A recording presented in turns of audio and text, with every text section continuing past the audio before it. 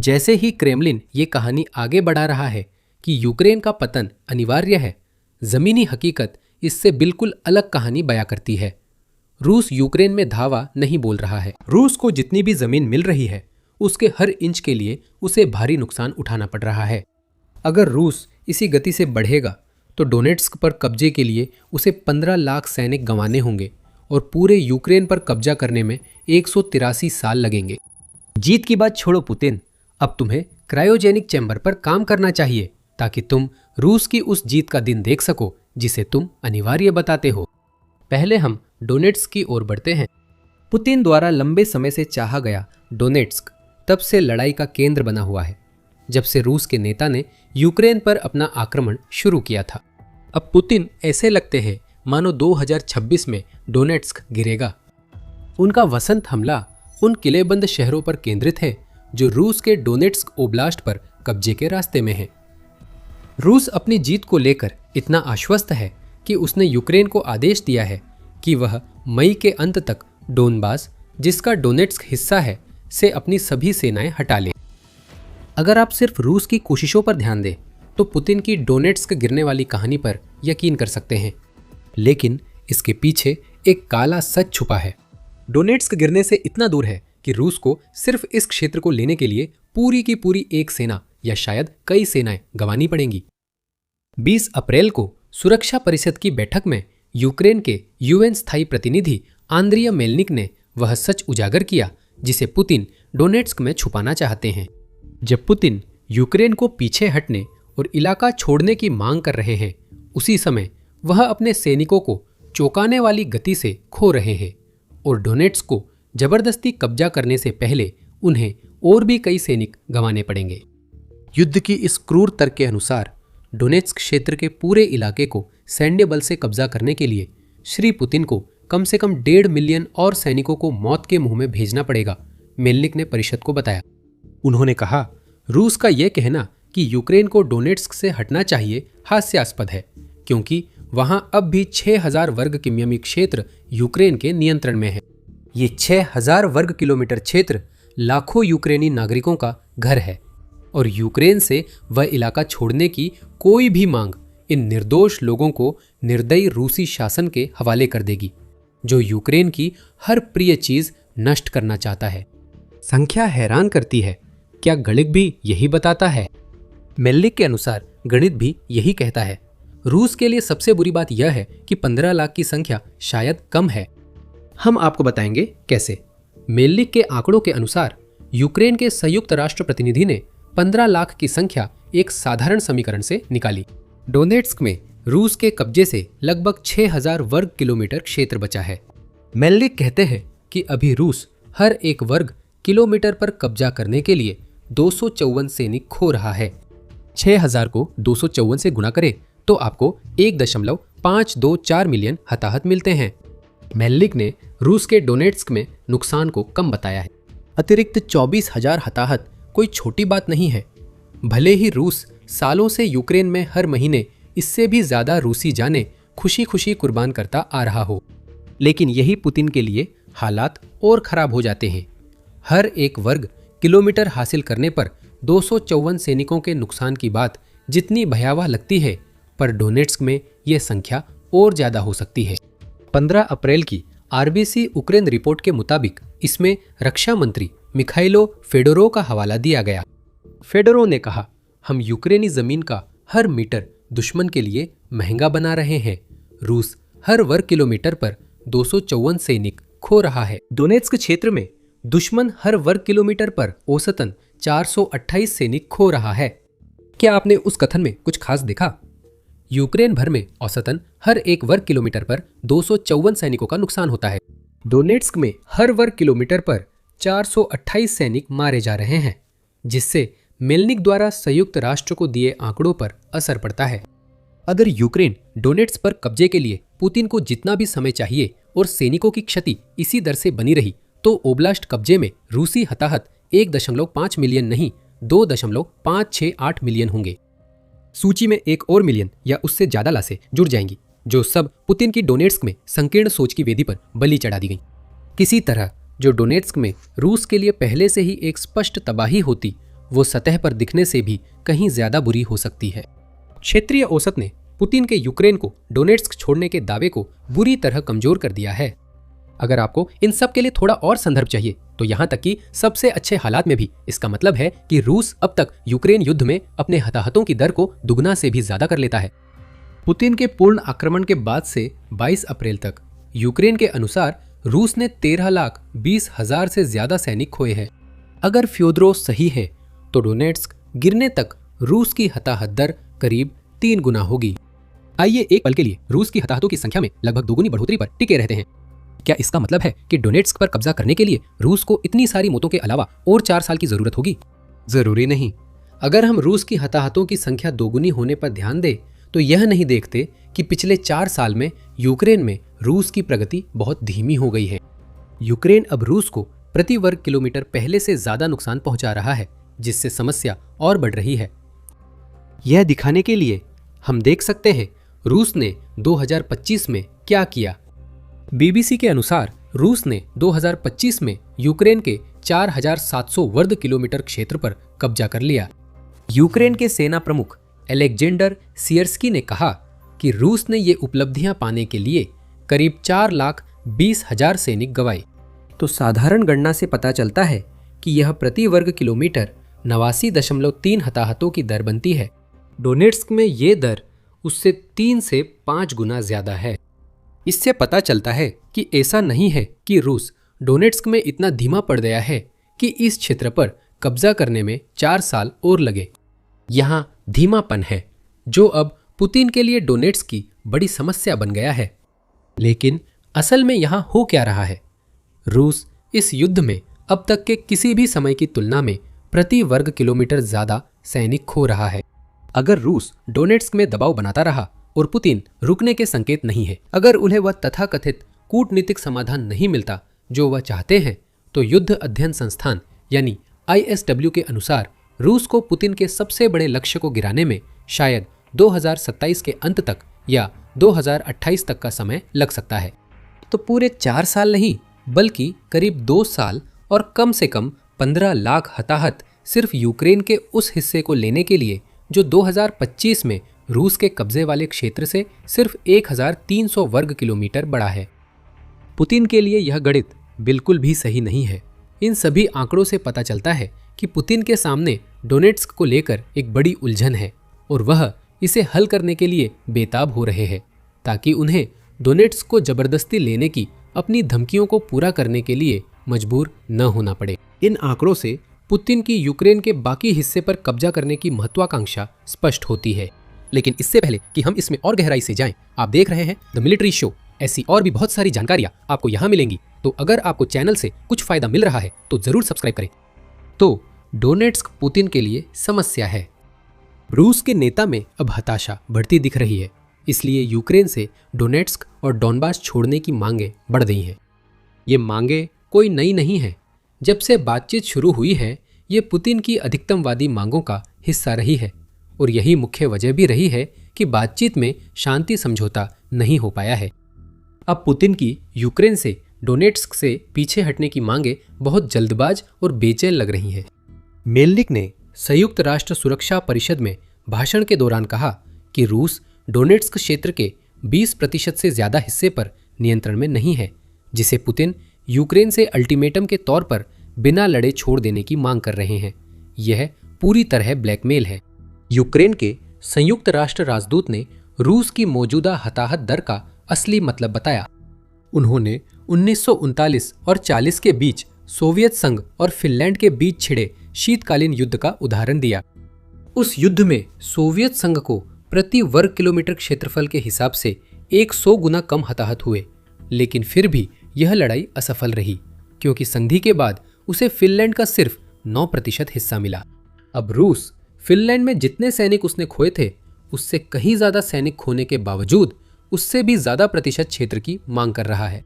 यहाँ कुछ तो गड़बड़ है। पुतिन कोशिश कर रहे हैं कि डोनेट्स्क में रूस जो दबाव बना रहा है उसका फायदा एक कूटनीतिक समझौते में मिले, जो बेहतर शब्दों के अभाव में पुतिन को उसकी रणनीतिक अक्षमता के मुकाबले कहीं ज्यादा दिला देगा जितना उसने इस क्षेत्र की लड़ाई में हासिल किया है। और इसकी एक बड़ी वजह है, पुतिन जानते हैं कि अगर यूक्रेन शांति समझौते से डोनेट्स्क और डोनबास नहीं छोड़ता तो रूस को इनके लिए लड़ना होगा। पुतिन की धमकियों और समय सीमा के बावजूद रूस सबसे कम यही चाहता है कि उसे डोनेट्स्क के लिए लड़ना पड़े। डोनेट्स्क में फोर्ट्रेस बेल्ट है जो रूसी सैनिकों को ऐसी गति से तबाह कर रही है जैसी पहले नहीं देखी गई थी। यूक्रेन का सबसे खतरनाक इलाका पुतिन और डोनेट्स्क के बीच है और यही बेल्ट अब उस क्षेत्र में प्रति वर्ग किलोमीटर भारी हताहत दर के लिए जिम्मेदार है। ISW ने उस चुनौती के विशाल पैमाने को बताया है जिसका सामना रूस को फोर्ट्रेस बेल्ट पर कब्जा करने की कोशिश में करना पड़ रहा है। करीब 50 किलोमीटर लंबी यह रक्षा पंक्ति H-20 कॉन्स्टेंटिन्यूका स्लोवियांस्क हाईवे के साथ उत्तर से दक्षिण तक फैली है और फोर्ट्रेस बेल्ट में कई शहर शामिल है जिनकी युद्धपूर्व कुल आबादी 3,80,000 थी। इससे इन शहरों के आकार का कुछ अंदाजा मिलता है। एक दशक से भी अधिक समय से यूक्रेन ने इन शहरों में रक्षा व्यवस्था को मजबूत करने पर ध्यान केंद्रित किया है और जब उसने डोनेट्स्क के अन्य क्षेत्रों में रूस को रोके रखा तो इस प्रक्रिया को बहुत तेजी से आगे बढ़ाया। अब यह किलेबंदी बेल्ट एक ऐसी बाधा है जो किसी भी सेना के लिए जो इसे जमीन के रास्ते लेने की कोशिश करती है भारी नुकसान और संघर्ष का कारण बनती है। इतने छोटे क्षेत्र में जनसंख्या घनत्व शहरी विकास का वही स्तर दिखाता है जिसका सामना रूसी सैनिकों ने अभी तक नहीं किया। यूक्रेन के पास रूस के खिलाफ इस्तेमाल के लिए कई इमारतें हैं और डोनेट्स्क पर कब्जे के लिए रूसी सैनिकों को भी कई इमारतों पर कब्जा करना होगा। शहरी युद्ध वैसे भी धीमा और खतरनाक होता है और जब आक्रमणकारी सेना को एक दूसरे के करीब कई शहरों पर कब्जा करना पड़ता है तो यह और भी घातक हो जाता है। यूक्रेन की किलेबंदी और ऊंचे इलाके पर स्थित किला पट्टी के कारण अगर रूस डोनेट्स्क पर कब्जा करना चाहता है तो उसे काफी मुश्किलों का सामना करना पड़ेगा। ध्यान रहे, किला पट्टी वहां से काफी दूर है जहां यूक्रेन आखिरी मोर्चा संभालेगा।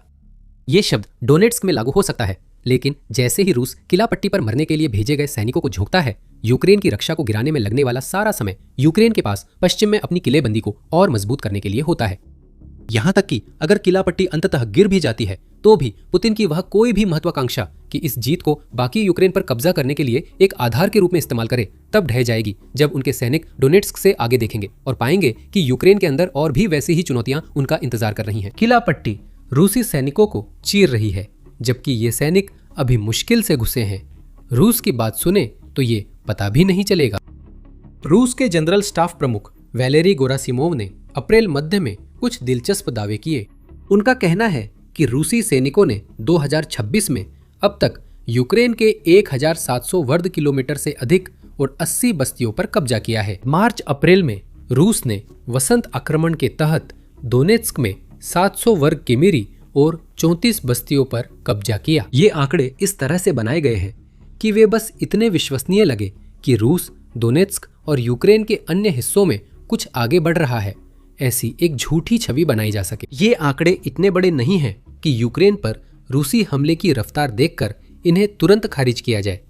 ध्यान दे, हमने डिजाइन कहा है। ISW के अनुसार 2026 में यूक्रेन के 1,700 वर्ग किमी से अधिक क्षेत्र पर कब्जा करना बहुत बड़ी अतिशयोक्ति है। कम उदार लोग कहेंगे कि यह पूरी तरह से मनगढ़ंत है। ISW के विश्लेषण के अनुसार रूस इस साल की शुरुआत से अब तक ज्यादा से ज्यादा सिर्फ 715 वर्ग किलोमीटर क्षेत्र पर ही कब्जा कर पाया है। संभावना है कि ये संख्या वास्तव में इससे भी काफी कम है। ISW की अपनी गिनती जो ओपन सोर्स डेटा का उपयोग करके तैयार की गई है, यह बताती है कि रूस अब तक 2026 में केवल 381.5 वर्ग किलोमीटर यूक्रेन का क्षेत्र और 13 बस्तियों पर ही कब्जा कर पाया है। इसके अलावा नुकसान भी हुए हैं। मार्च में ही लगभग 60 वर्ग किलोमीटर का नुकसान हुआ है, जो हमें दिखाता है कि रूस की पहले से ही बहुत धीमी प्रगति की रफ्तार को यूक्रेनी जवाबी हमलों ने और भी खराब कर दिया है। हमें नहीं पता पुतिन ये आंकड़े देख रहे हैं या नहीं, लेकिन गेरासिमोव जैसे लोग जो संशोधित आंकड़े देते हैं वे भी क्रेमलिन में हताशा लाने के लिए काफी है। इस तरह यह वजह सामने आती है कि रूस यूक्रेन से डोनेट्स्क सौंपने की इतनी जिद क्यों कर रहा है। ये रूस के ताकत के दम पर मांगे मनवाने की बात नहीं है। पुतिन और उनके साथी प्रगति की धीमी गति और नुकसान देख रहे हैं और डोनेट्स्क को जबरन लेने से बचने की पूरी कोशिश कर रहे हैं, जबकि वे इसकी धमकी भी देते हैं। यह मूल रूप से पुतिन द्वारा यूक्रेन से यह कहने जैसा है कि वह उस लड़ाई को छोड़ दे जिसे यूक्रेन जीत रहा है। और रूस के नेता की हताशा अब दिखने भी लगी है। यह देखकर कि यूक्रेन डोनेट्स्क सौंपने का कोई इरादा नहीं रखता, पुतिन बड़े बड़े वादे कर रहे हैं कि रूस लड़ाई जारी रखेगा, जबकि वह रूस के धन कुबेरों से अपने मकसद के लिए पैसे की भीख मांग रहे हैं।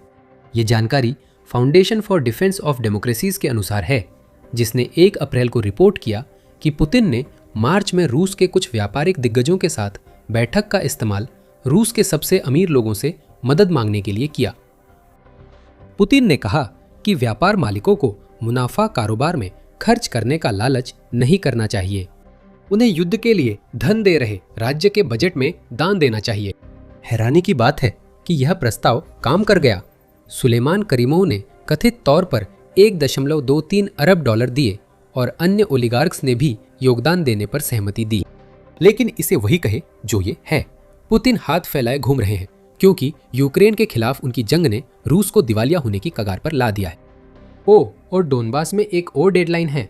रूस अब सितंबर तक इस क्षेत्र पर कब्जा करने की योजना बना रहा है। यूक्रेन के मुख्य खुफिया निदेशालय के उप प्रमुख वादिम स्किबित्स्की के अनुसार, हमारा मतलब है कि रूस जितना चाहे उतना दावा कर सकता है। इस वीडियो में जो भी आंकड़े हमने बताए हैं, उनका मतलब है कि हम इस नई डेडलाइन को शिष्टता से एक दिवा स्वप्न कह सकते हैं।